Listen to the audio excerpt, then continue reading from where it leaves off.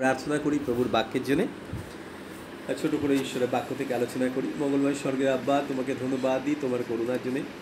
দয়াময়, তুমি সমস্ত কিছু করতে পারো, কোনো সংকল্প সাধন তোমার কাছে কঠিন না।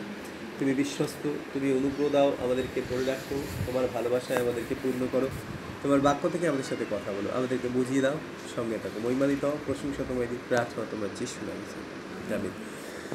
আসলে এই সময় আমাদের কাছে বাইবেল থাকলে আমরা তুলে ধরি, একসঙ্গে বলি, এটা আমার বাইবেল, ঈশ্বরের বাক্য। যা কিছু লেখা আছে আমি বিশ্বাস করি, যা কিছু লেখা আছে আমি পালন করব, অন্যকে শিক্ষা দেব। সমস্ত প্রতিজ্ঞা আমার জীবনে আমি গ্রহণ করি, আমি আর আগের মতো থাকবো না, যিশু খ্রিস্টের নামে। আমিন। আজকে আমরা আলোচনা করতে চাই, ঈশ্বর তিনি আমাদেরকে এত ভালোবাসেন। আমি ইংলিশে বলছি, এটা প্রপার বাংলাটা আমার ঠিক মাথায় আসছে না। God can turn your mistake to make you a masterpiece. ঈশ্বর তিনি আমাদের জীবনের ভুলটাকে পরিবর্তন করে আমাদেরকে একজন বিশেষ ব্যক্তি করে তিনি তুলে ধরতে পারেন এবং ব্যবহার করেন। আমি ঈশ্বরকে ধন্যবাদ দিই। খ্রিস্টীয় জীবনে এমন কোনো মানুষ নেই পৃথিবীতে যাদের জীবনে কোনো ভুল নেই। বলা যায় যে প্রথম থেকে আমরা দেখেছি, আদম থেকে আরম্ভ করে শুধুমাত্র প্রভু যিশু ছাড়া যতজন এই পৃথিবীতে মায়ের গর্ভে জন্মগ্রহণ করেছে, তাদের মধ্যে এমন কেউ নেই যে ধার্মিকতায় চলেছে। কারণ পরিষ্কার লেখা আছে, ধার্মিক কেউই নাই, একজন নাই। এবং একটা বিষয় কি জানতো, ঈশ্বরের বাক্যে লেখা আছে, ঈশ্বর মানুষকে পাপের কাছে রুদ্ধ করেছে।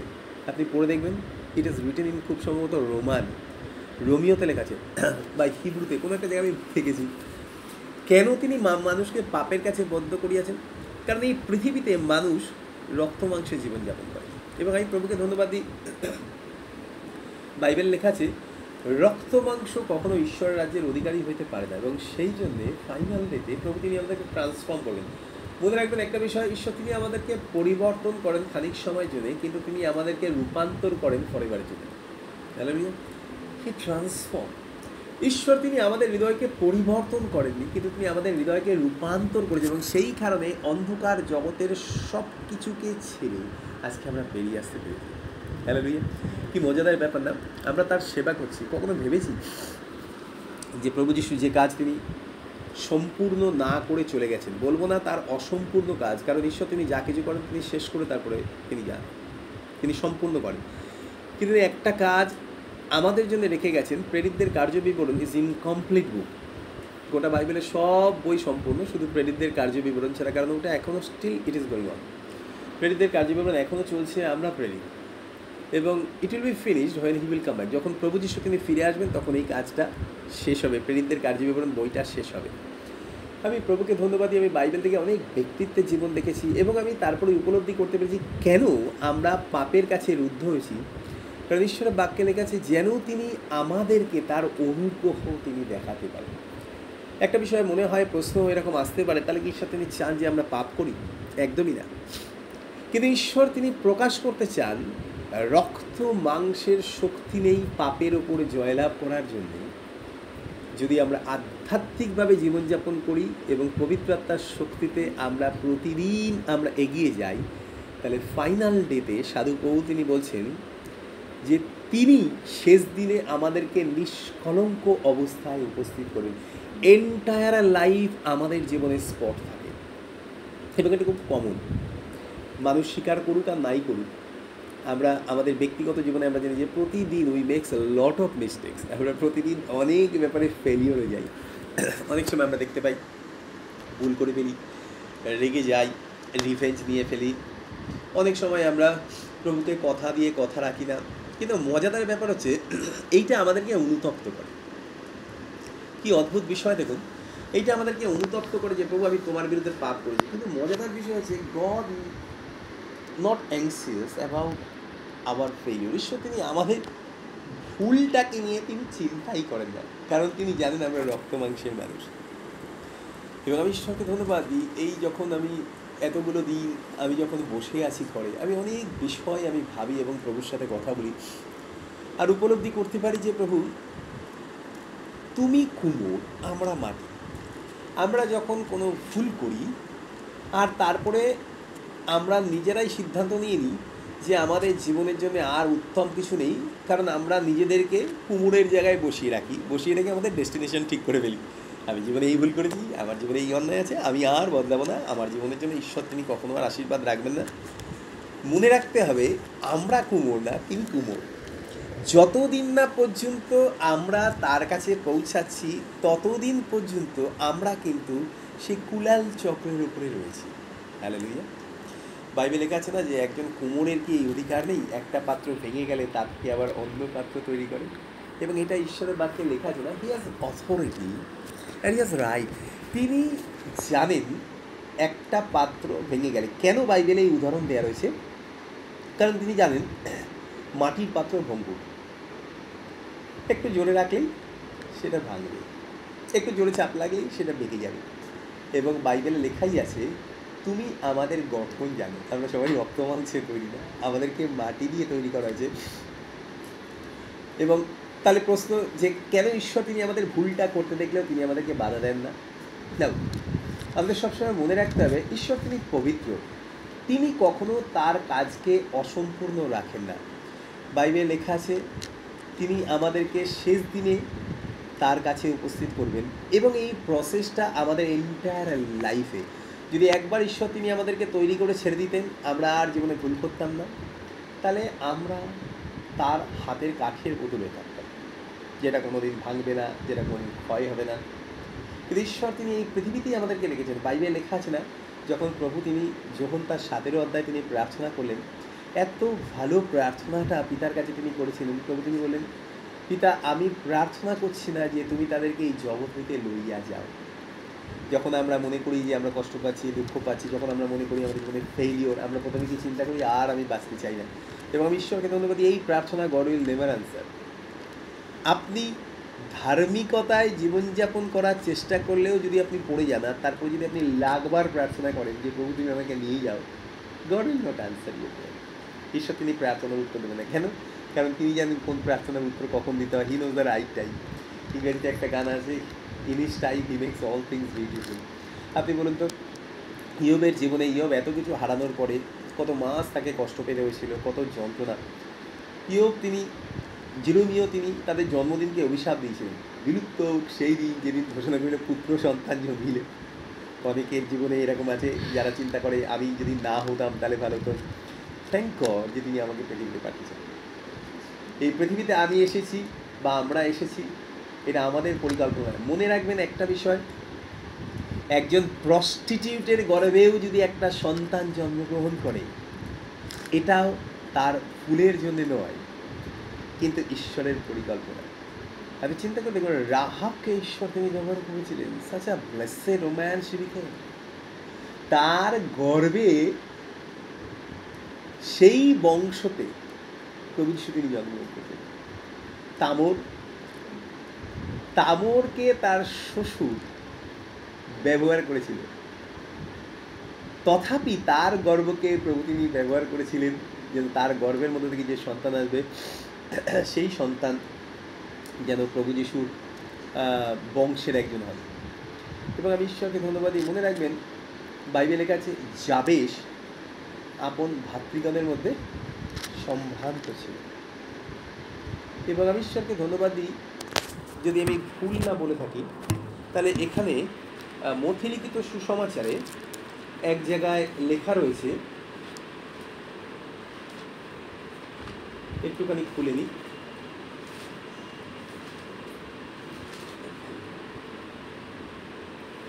না সরি যাবেশ না, তার নাম হচ্ছে বোয়াস।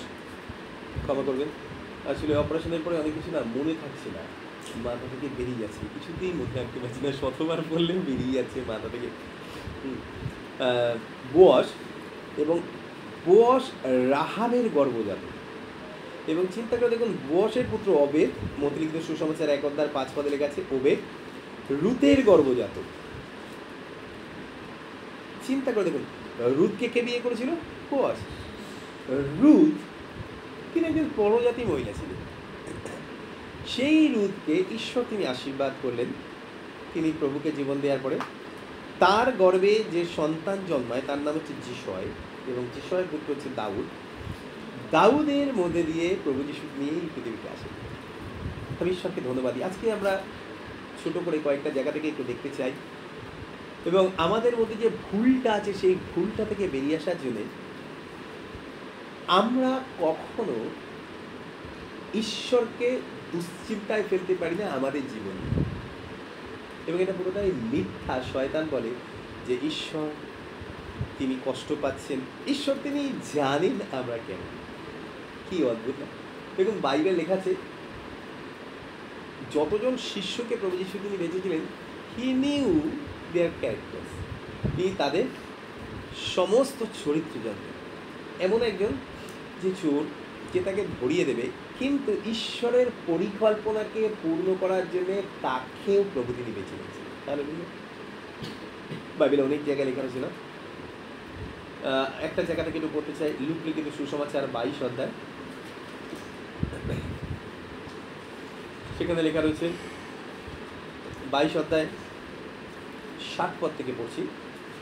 তখন পিতর কইলেন, ওহে তুমি কি বলিতেছ আমি বুঝিতে পারি না। তিনি কথা বলিতেছেন, আর অমনি কুকুরা ডাকিয়া উঠিল, মুরগি ডেকে উঠল, মোরগ। আর প্রভু মুখ ফিরাইয়া পিতরের দিকে দৃষ্টিপাত করিলেন। তাহাতে প্রভু এই যে বাক্য বলিয়াছিলেন, অদ্য কুকুরা ডাকিবার পূর্বে তুমি 3 বার আমাকে অস্বীকার করিবে, তাহা পিতরের মনে পড়িল। আর তিনি বাইরে গিয়ে অত্যন্ত রোদন করিলেন। আচ্ছা বলুন তো, প্রভু তিনি কেন ডেকেছিলেন? যেন সে অনুতাপ করেন? না, প্রভু তিনি তার দিকে তাকিয়েছিলেন যে, Peter, I did not finish my work yet, এখনো পর্যন্ত কিন্তু আমার কাজ আমি শেষ করিনি, তুমি আমাকে অস্বীকার করলে।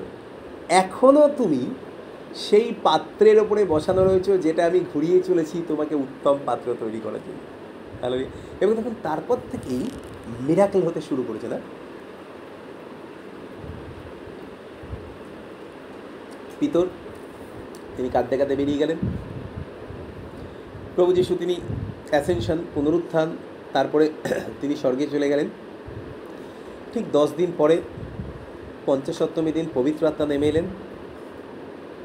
ফ্রেশ অ্যানয়েন্টিং, যে কাজ প্রভু তিনি করতে আরম্ভ করেছিলেন, বাইবেলের কাছে যিনি তোমাদের অন্তরে উত্তম কাজ করতে আরম্ভ করেছেন, তিনি খ্রিস্টের দিন পর্যন্ত তা সম্পন্ন করবেন। ওই কুলাল চক্রের ওপরে ওই ভেঙে যাওয়া কদাকার পাত্রটা পবিত্র আত্মা তিনি এমন একটা পাত্রে তৈরি করে দিলেন যেখান থেকে মানুষকে অনুপ্রাণিত করার বাক্য তাদের হৃদয়কে স্পর্শ করেছিল। হালেলুয়া। এবং দেখতে পাই একদিনে 3000, সেই একই মানুষ যে অস্বীকার করেছেন, তার সেই একই মুখকে প্রভু যিশু তিনি ব্যবহার করলেন 3000 মানুষকে পরিত্রাণ দেওয়া যায়। তারপর থেকে আমরা দেখতে পাই একের পর এক পিতরের জীবনে আপনি জানেন তো, পিতর তারপরেও কিন্তু অন্যায় করেছিল। বাইবেলের কাছে তিনি পরজাতীয়দের সাথে মিশতেন, আর যখন কেউ এলো, সাধু পৌল তাকে রিভিউ করেছিলেন, বকা দিয়েছিলেন। কেন? যখন দেখলো যে জিহুদিরা আসছে, তখন পরজাতীয়দের সাথে সম্পর্ক তিনি বন্ধ করে দিলেন এবং তাদের সাথে মেশা বন্ধ করে দিলেন, যার ফলে অনেক পরজাতি মানুষ যারা প্রভুকে জেনেছিল তারা কষ্ট পেয়েছিল এবং পিতরের ব্যবহারে তারা দূরে সরে যাচ্ছিল প্রভু থেকে। পৌল তিনি দেখে সবার সামনে তিনি তাকে রিভিউ করেছিলেন যে তুমি নিজে জিহুদি হয়ে যদি তুমি জিহুদিদের মতো আচরণ করছো না, পরজাতীয়দেরকে কেন তুমি পেয়েছো? এবং ঈশ্বরকে ধন্যবাদ দিই, কিন্তু ফাইনালি সেই মানুষটার ছায়াকেও প্রভু যিশু তিনি ব্যবহার করেছিলেন। আপনি চিন্তা করে দেখুন, যোহন, জাকব, তারা 2 ভাই ছিল, এত ক্রুদ্ধ এবং তাদের মধ্যে নেতৃত্ব পাওয়ার জন্যে, চেয়ারের দখলের জন্য বিরাট বাসনা ছিল কে পরবর্তীকালে যিশুর পরে নেতৃত্ব পাবে। কেন বলুন তো? কারণ দেখা গেছে তখন যিশুর পশ্চাতে যাওয়ার জন্যে শত শত নয়, হাজার হাজার মানুষ দৌড়াচ্ছে। এবং চিন্তা করুন, যশ, সম্মান মানুষকে কত উৎসাহিত করে। তারা মাকে নিয়ে এসেছিল, নিয়ে এসে বললো যেন আমার এক ছেলে, আপনি যখন মহিমা দিতে হবেন, একজন যেন আপনার ডান দিকে, একজন যেন আপনার বাঁ দিকে থাকে। কারা নেতৃত্ব চাইছিল বলুন তো? তারাই যারা একবার প্রভুকে বলেছিল, যখন সমরিয়া দিয়ে প্রভু যিশু তিনি হেঁটে যাচ্ছিলেন, বাইবেল লেখা আছে তিনি চাননি সমরিয়া থাকতে, তিনি জেরুজালেমে যাবে ঠিক করেছিলেন। তারা সেই জন্য যখন সমরিয়ার উপর দিয়ে জেরুজালেমে যাচ্ছে, সমরিয়ার লোকেরা মেনে নেয়নি এবং এটাও ঈশ্বরের পরিকল্পনা ছিল যেন তাদের মনোভাবটা প্রকাশ পায়। তারা 2 ভাই বলেছিল, প্রভু আমাদেরকে ক্ষমতা দিন এলিয়ের মতো, আমরা আকাশ থেকে আগুন নামিয়ে এদের পুড়িয়ে দিই। এইরকম কঠিন মনের মানুষ প্রভু কি গিভ আপ করে দিয়েছিলেন? না, হবে না, তোমাদের দিয়ে হবে না। তিনি বললেন, কী ধরনের আত্মাবিষ্ট মনুষ্য তোমরা। তিনি জানেন মানুষের আত্মা এইরকমই চিন্তা করে, তিনি জানেন মানুষের জীবন এইরকমই।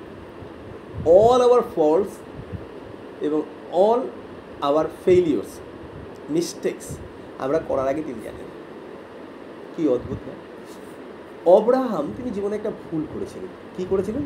ঈশ্বরের সময়ের উপর নির্ভর না করে তিনি তার স্ত্রীর কথা শুনে একটা অন্যায় করে ফেলেছিলেন। কী অন্যায় করেছিলেন?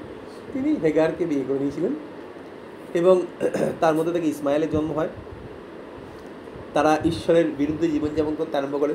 কিন্তু ঈশ্বর তিনি অব্রাহামকে এতটা ভালোবাসতেন, হি ব্লেসড আব্রাহাম, তিনি অব্রাহামকে আশীর্বাদ করলেন, and he turn his mistakes to bless Abraham and to make Abraham a masterpiece. দেখুন কীভাবে ঈশ্বরের পরিকল্পনা ছিল তিনি জোসেফকে মিশরের কর্তা করবেন, রাইট? এবং আমি ঈশ্বরকে ধন্যবাদ দিই, জোসেফকে মিশরে কারা নিয়ে যাবে? প্রচুর দূর মিশরে যাওয়ার জন্য এবং অনেক রাস্তা কারা নিয়ে যাবে, কারণ ঈশ্বর তিনি চেয়েছিলেন যেন মিশরের দ্বিতীয় কর্তা হন জোসেফ। তার ভাইরা তার উপর অত্যন্ত রেগে গেছিল, বলে ওই যে একটা স্বপ্ন দর্শক মহাশয় আসছে, স্বপ্ন বলেছে ওকে গাড্ডায় ফেলে দাও। রুবেন বলাতে ওকে মেরে ফেলা হয়নি, কিন্তু ওকে গাড্ডায় ফেলে দিয়েছিল, রুবেন ছিল না। সেই সময় তারা দূর থেকে দেখলো 4টে জেনারেশন না 3টে জেনারেশন পরে সেই ইসমাইলের বংশধররা আসছে, যারা মানুষ কেনাবেচা করে এবং যারা ইজিপ্টে যাবে। ঈশ্বরের কি অদ্ভুত পরিকল্পনা! অব্রাহাম একটা ভুল করেছিলেন, কিন্তু তিনি অব্রাহামকে এত ভালোবাসতেন, তার জীবনের ভুলটাকে তিনি প্রায়োরিটি না দিয়ে অব্রাহামকে তিনি আশীর্বাদ করেছিলেন এবং তার 3টে জেনারেশন পরে সেই মানুষগুলোকেই তিনি ব্যবহার করেছিলেন তার পরিকল্পনাকে বাস্তবায়িত করার জন্য। সেখান থেকে ইসমাইলিয়েরা আসছিল। চিন্তা করে দেখুন, ইসাক থেকে, ইসাকের পরে তার সন্তান হচ্ছে যাকব, যাকবের সন্তান জোসেফ। দুটো জেনারেশন পরে সেই মানুষগুলোকেই তিনি ওখানে নিয়ে এসেছিলেন যেন তারা জোসেফকে ঈশ্বরের পরিকল্পনায় তারা যেন মিশরে পৌঁছে দেয়।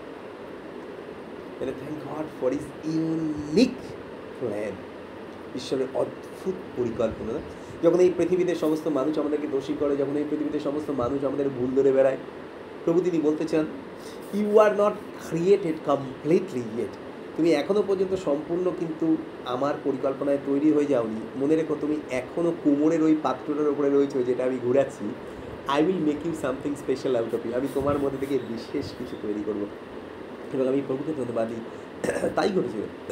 চিন্তা করে দেখুন দাউদের জীবনে, দাউদ তিনি অনেক অন্যায় করেছিলেন, ঈশ্বরের বিরুদ্ধে অনেক মানুষকে হত্যা করেছিলেন, ব্যভিচার করেছিলেন, কিন্তু ঈশ্বর তিনি আমাদের কাজের দিকে তাকান না, তিনি দেখেন আমাদের হৃদয়ের দিকে। বাইবেলের কাছে হৃদয় যখন প্রভুর প্রতি ফেরে, সেখানে কিন্তু লেখা নেই আমাদের কাজ যখন বদলায়, লেখা আছে না হৃদয় যখন হয় না, আমার heart turns to the Lord, যখন আমাদের হৃদয় প্রভুর প্রতি ফেরে, বাইবেলের কাছে তিনি তখন আবরণ উঠিয়ে দেন, যেন সেই আবরণটার বাইরে আমরা দেখতে পাই যে ঈশ্বর তিনি আমাদেরকে মহান কোনো আশীর্বাদের জন্য তিনি ব্যবহার করার জন্য আমাদেরকে তৈরি করছেন। এবং এই প্রভুকে ধন্যবাদ দিই আজকে সকালে, খ্রিস্টীয় জীবনে এমন কোনো মানুষ নেই যার জীবনে ফেলিওর নেই, এমন কোনো মানুষ নেই যার জীবনে দুর্বলতা নেই।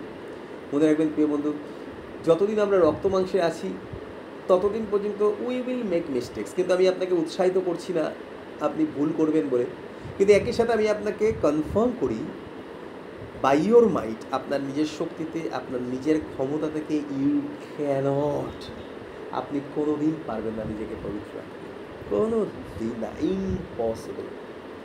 এটা পবিত্র আত্মা তিনি আমাদের হৃদয়ে কনভিকশন দেন। এবং কি মজাটা জানেন, কেন ঈশ্বরের আত্মা আমাদেরকে কনভিকশন দেন? তিনি জোর করে কিছু করেন না। দেখবেন যখন কুমোর ওই কুলাল চক্রের ওপরে, যেটাকে ওই লাঠি দিয়ে ঘুরানো হয়, এখন তো ইলেকট্রিক বেরিয়ে গেছে মোটরের সাহায্যে করে, যখন লাঠি দিয়ে ঘোরানো হয় একটা কাদার তাল ওটার ওপরে রেখে দেয়। আচ্ছা বলুন তো, কাদার তালটা রেখে দিয়ে আর কি কি কাজ করেন তিনি তার থেকে পাত্র তৈরি করার জন্য? কি করেন বলুন তো? প্রথমেই তিনি হাত দুটো জলে ছোবান, আমরা দেখেছি। প্রথমে তিনি হাত দুটো জলে ছোবান, কেন?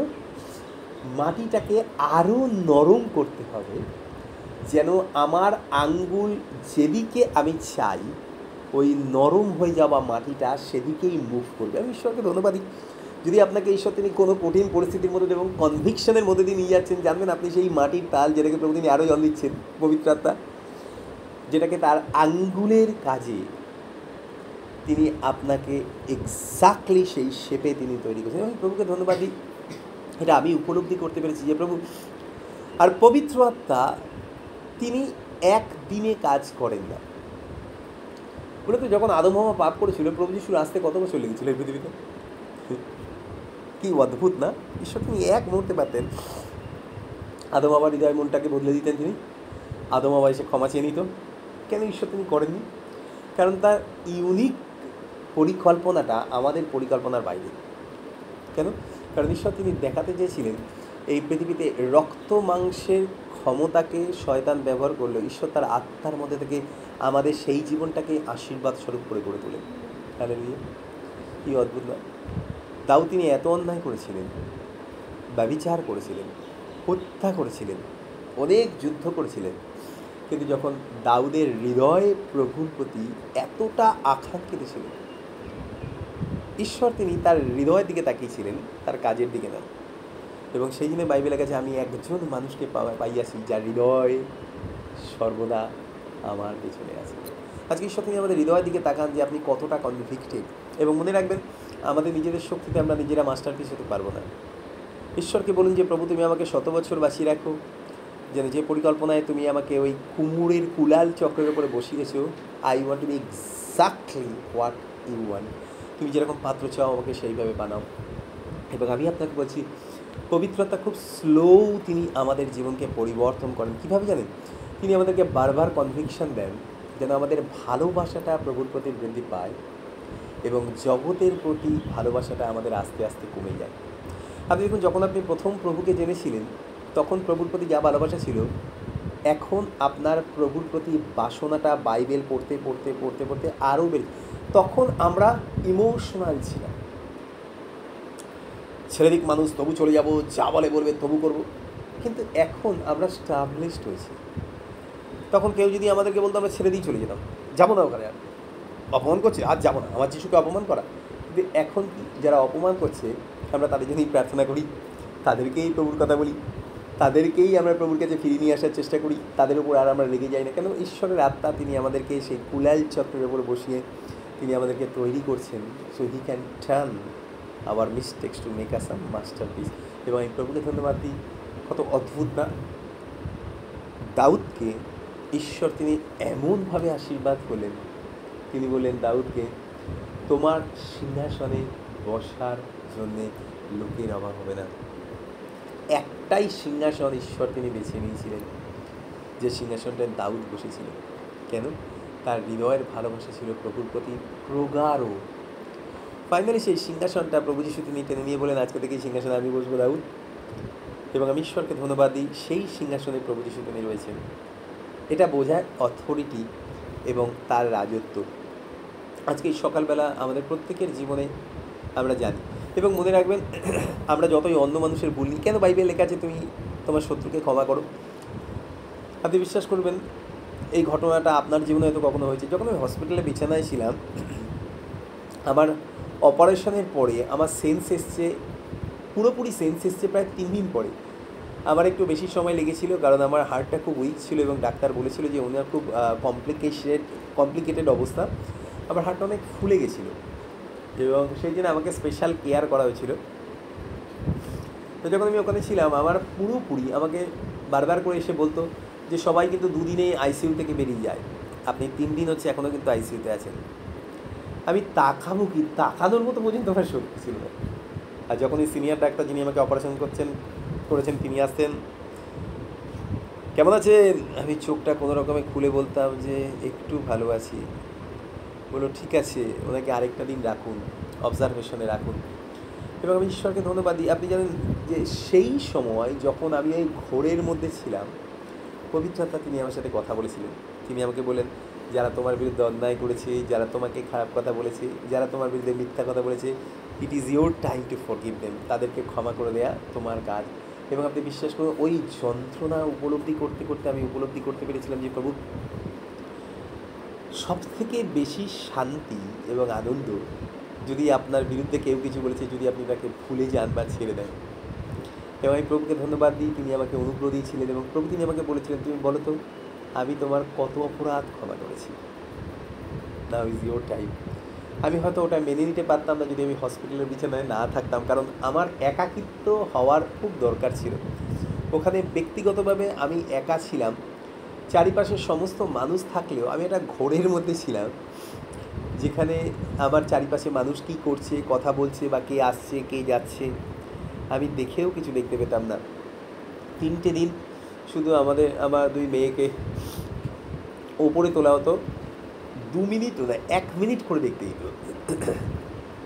ছুটকিটা আসতো, ও আমাকে না ডেকেই চলে যেত। কেউ একজন এসে নার্স বা একজন মেল নার্স বা ফিমেল নার্স এসে আমাকে ডাকতো, ও বাবা বাবা উঠুন, চোখ খুলুন, দেখুন কে এসছে। অনেকবার ডাকার পর আমি শুধু চোখটা একবার খুলতাম, আবার বন্ধ হয়ে যেত। আবার যখন আমার বড়োটা যখন আসতো তখন ও এসে আবার ডাকতো, বললো ডাকুন ডাকুন, জোরে ডাকুন। যখন ডাকতো তখন আমি জোরে চেষ্টা করে চোখটা খুলতাম। কেন? কারণ ওকে সই করতে হবে যে আমি বেঁচে আছি, আমাকে ভেন্টিলেশন দিয়ে বাঁচিয়ে রাখা হয়নি। 3 দিন শুধু ওকে আর আমার ছুটকিটাকে 1 মিনিট করে দেখতে দিয়েছে, উঠতেই দেয়নি কাউকে। 5 মিনিট লেখা ছিল কিন্তু 1 মিনিট করে দেখতে দিয়েছে। যখনই দেখেছে আমি চোখটা খুলেছি, বলছে ওই যে মেশিনটা দেখছেন, ওই মেশিনটা কিন্তু প্রমাণ করছে উনি নিজে নিজে শ্বাস নিচ্ছেন। উনি যে নিজে শ্বাস নিচ্ছেন এবং বেঁচে আছেন সেটা আপনাকে সই করে দিতে হবে। তাই জন্য আমাকে ডাকতো। ওই 24 ঘন্টার মধ্যে কয়েক সেকেন্ডের জন্য আমি একবার চোখটা খুলতাম, তারপরে আবার বন্ধ হয়ে যেত। আমি ঈশ্বরকে ধন্যবাদ দিই, ওই সময় পবিত্র আত্মা তিনি আমার অন্তরে, আমার স্ত্রী এবং যারা আমার প্রতি অন্যায় করেছিল তাদের প্রতি অদ্ভুত একটা হৃদয় তিনি দিয়েছিলেন এবং আমি অন্তর থেকে ক্ষমা করে দিয়েছিলাম। প্রভুকে ধন্যবাদ দিয়ে উপলব্ধি করতে পারছিলাম যে প্রভু পরিবর্তনটা বিভিন্ন পরিস্থিতির মধ্যে দিয়ে আমাদের জীবনে আসে। হালেলুয়া। এবং ঈশ্বরকে ধন্যবাদ দিই, সেই কারণে বাইবেলের কাছে যারা প্রভু যিশুকে বিশ্বাস করে, যারা তাকে ভালোবাসে, যারা তার সংকল্প অনুসারে আহত হয়েছেন, সব কিছু একসঙ্গে তাদের জীবনে মঙ্গলার্থে কাজ করে দিয়েছে। আমার জীবনে যে দুশ্চিন্তাটা ছিল যে প্রভু আমি অসুস্থ হয়ে গেলে আমি বিনা চিকিৎসায় মরে যাব, কারণ আমার কেউ নেই প্রভু আমাকে দেখার জন্যে, আমি প্রভুকে ধন্যবাদ দিই। প্রভু তিনি আমাকে উপলব্ধি করতে দিয়েছিলেন যে আমি তোমাকে একটা মণ্ডলী দিয়েছি, যে মণ্ডলীর মানুষরা তোমাকে আমার প্রেমে প্রেম করে। এবং ঈশ্বরকে ধন্যবাদ দিই, উপলব্ধি করতে পেরেছিলাম যে প্রভু আমি একা না, বহু মানুষের চোখের জল আজকে আমাকে বাঁচিয়ে রেখেছে। ধন্যবাদ দিই প্রভুকে। এবং এটা আমার জীবনে অদ্ভুত একটা আনন্দ, যখন আমি বারবার চিন্তা করি যে প্রভু আমি ভুল করে ফেলেছি, আমি অন্যায় করে ফেলেছি। প্রভু তিনি আমার ব্যাপারে অ্যাংসিয়াস না এই বিষয়, তিনি আমাকে তার আত্মায় তিনি পরিচালনা দেন এবং তিনি আমাকে বুঝতে সাহায্য করেন। মনে রেখো আমার কাজ কিন্তু তোমার জীবনে এখনও শেষ হয়নি, still you are on that plate, সেই প্লেটের ওপরে যেখানে প্রভু তিনি এখনও পর্যন্ত তার হাতে আমাকে এবং আমাদের সবাইকে তিনি গড়ে চলেছেন। প্রভুকে ধন্যবাদই তার করুণার জন্য, তার ভালোবাসার জন্য, এবং প্রত্যেকটা দিন উপলব্ধি করতে পারি যে তিনি আমাদেরকে তার গৌরব দেখতে দিতেন। ঠিক সেইভাবে যোহন যে এত ক্রুদ্ধ ছিল, মানুষদেরকে পুড়িয়ে মারতে চেয়েছিল এলিয়র মতো, পরবর্তীকালে সেই যোহন তিনি 90 বছর বয়সে তার জীবনের শেষ চিঠি তিনি লিখেছিলেন ফার্স্ট জন। যোহনের প্রথম পত্রটা তিনি শেষ চিঠি লিখেছিলেন 90 বছর বয়সে। কেন সেটা প্রথম পত্র দেওয়া হয়েছে? তার কারণ অধ্যায়গুলো অনেকগুলো, সেই কারণে পরবর্তীকালে এইভাবে সাজানো হয়েছে। যেমন ধরুন আগে আদি পুস্তক, যাত্রা পুস্তক, গণনা পুস্তক, লিবীয় পুস্তক, দ্বিতীয় বিবরণী এগুলো লেখা আছে, কিন্তু পুরাতন নিয়মে প্রথম বই হচ্ছে ইয়োব। কিন্তু এইভাবে সাজানো হয়েছে। আমি ঈশ্বরকে ধন্যবাদ দিই, নতুন নিয়মে প্রথম বই হচ্ছে জাকবের পত্র, কারণ জাকব সবার আগে মাটি আনেছে এবং তার পত্রটা ছিল প্রথম। ঠিক একইভাবে 90 বছর বয়সে সাধু যোহন তিনি উপলব্ধি করতে পেরেছিলেন যে যদি আমরা কেউ প্রেমে অবস্থান করছি তাহলে আমরা প্রভু। বাইবেলের কাছে যে প্রেম করে না সে প্রভুর না। 90 ইয়ার্স তার লেগেছিল এই বিষয়টা ডিসকভার করার জন্য। আমি প্রভুকে বলি, প্রভু তুমি আমাদেরকে 100 বছর বাঁচিয়ে রাখো, যেন আমরা শেষ জীবনে এসেও যেন আমরা উপলব্ধি করতে পারি তোমার হাতে আমরা সেই মাটির তালটা সম্পূর্ণ হয়েছি এই পৃথিবীতে তোমার গৌরব করার জন্য। হালেলুয়া। প্রভু তিনি আমাদেরকে অনুগ্রহ দিন, তিনি আমাদেরকে আশীর্বাদ করুন। আমরা যেন কোনো দুশ্চিন্তা না করি। মনে রাখবেন, ঈশ্বর তিনি আমাদেরকে ভুলে যাননি। বাইবেলের কাছে তিনি আমাদেরকে স্মরণে রেখেছেন। আমি প্রভু তিনি মহিমান্বিত হন। সেলফি পড়ে আসুন আমরা প্রার্থনা করি। মঙ্গলময় স্বর্গের পিতা, তোমাকে ধন্যবাদ দিই তোমার করুণা, দয়া, অনুগ্রহ, আশীর্বাদ ও ভালোবাসার জন্য। আজকে সুন্দর সকালে আরেকবার আমরা তোমাকে ধন্যবাদ জানাই যে আমরা কুমোরের সেই পাত্রের ওপর রয়েছি, যে পাত্র তুমি তৈরি করছো এবং তোমার হাতে রেখে তোমার মনের মতো করে আমাদেরকে গড়ে দাও, যেন গীতরচকের মতো আমরা বলতে পারি, আমার পক্ষে জীবন খ্রিস্ট।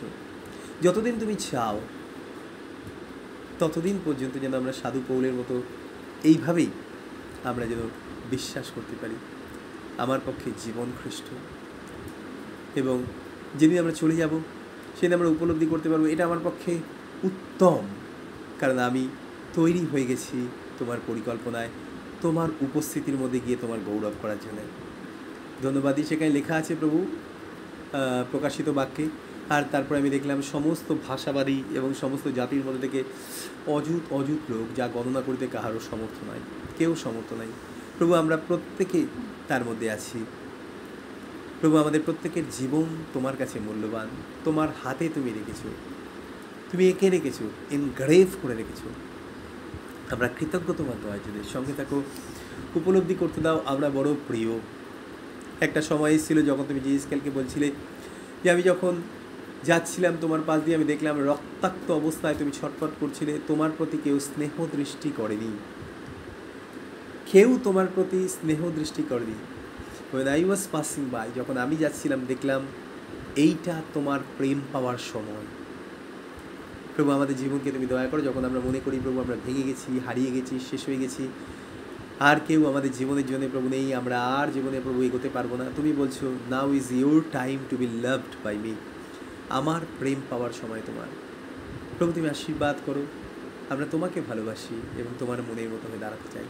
সঙ্গে থাকো, সমস্ত পদে তুমি আশীর্বাদ দাও। গৌরব, ধন্যবাদ, প্রশংসা, মহিমা তোমায় দিয়েছি। শুভ প্রার্থনা তোমার যিশু নামে চাই, আমিন।